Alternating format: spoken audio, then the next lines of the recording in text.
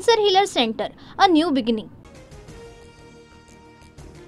पाकिस्तानकडून सीमेवर रणगाडे तैनात करण्यास सुरुवात। गेल्या 2 दिवसांपासून पाक लष्कराच्या चौक्यांमधून नियंत्रण रेषेवर गोळीबार, भारताकडून प्रभावीपणे प्रत्युत्तर।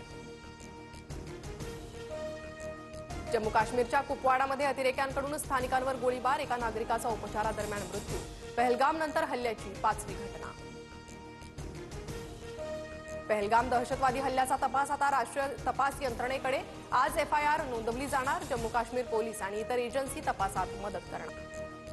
पहलगाम दहशतवादी हल्ल्यानंतर प्रत्येक भारतीयाचं रक्त खवळलंय। दहशतवाद्यांना कठोर उत्तर देऊन सर्व पीडित कुटुंबियांना न्याय मिळवून देणार।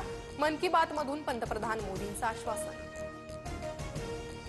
सिंधू जल करार भारताला एकतर्फी संपवता येणार नाही। पाकिस्तान विरुद्ध आक्रमक पाऊल उचलल्यास आम्ही युद्धासाठी सज्ज। पाकिस्तानचा गृहमंत्री मोहसिन याची धमकी। चीनचा राजदूत जियांग झिंडोंग याने पाकिस्तानचा परराष्ट्र मंत्री मोहम्मद इशाक दारची भेट घेतली। चीनकडून पाकिस्तानला शस्त्रांचा पुरवठा सुरू। एलओसी जवळ संरक्षण सुविधांसाठी पाकला मदत। पाकिस्तानची आंतरराष्ट्रीय कोंडी करायला सुरुवात। पंतप्रधान मोदींचा 13 जागतिक नेत्यांना फोन। 30हून अधिक देशांच्या राजदूतांशी अधिकाऱ्यांच्या बैठका।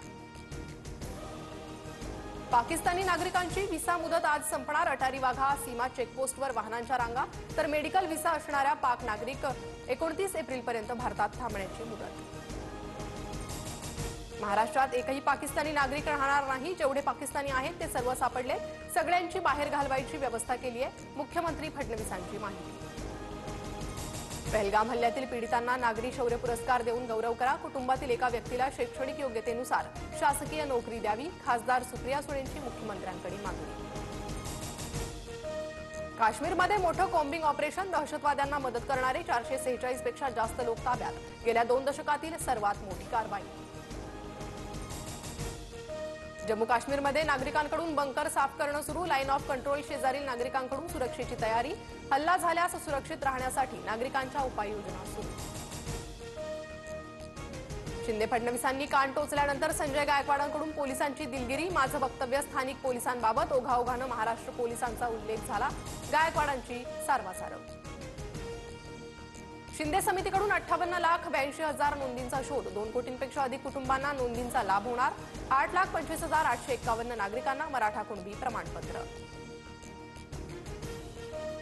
विदर्भाच्या काही जिल्ह्यात अवकाळी पावसाचा हवामान खात्याचा अंदाज। नागपुरात सकाळपासून ढगाळ वातावरण।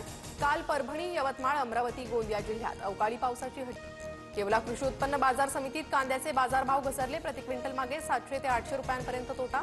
1,000 रुपये अनुदान देण्याची शेतकऱ्यांची मागणी। एल्फिन्स्टन रेल्वे पुलाच्या पाडकामाचा निर्णय सोमवारी। एमएमआरडीए आणि स्थानिक रहिवाशांसोबत बैठकीत तोडगा काढला जाणार।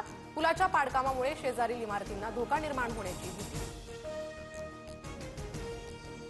मध्य पश्चिम आणि हार्बर मार्गावर आज मेगा ब्लॉक, तर कांदिवली ते बोरीवली दरम्यान गर्डर कामासाठी दुपारी 1 वाजल्यापासून उद्या रात्रीपर्यंत ब्लॉक असणार। Cancer healer centre, a new beginning.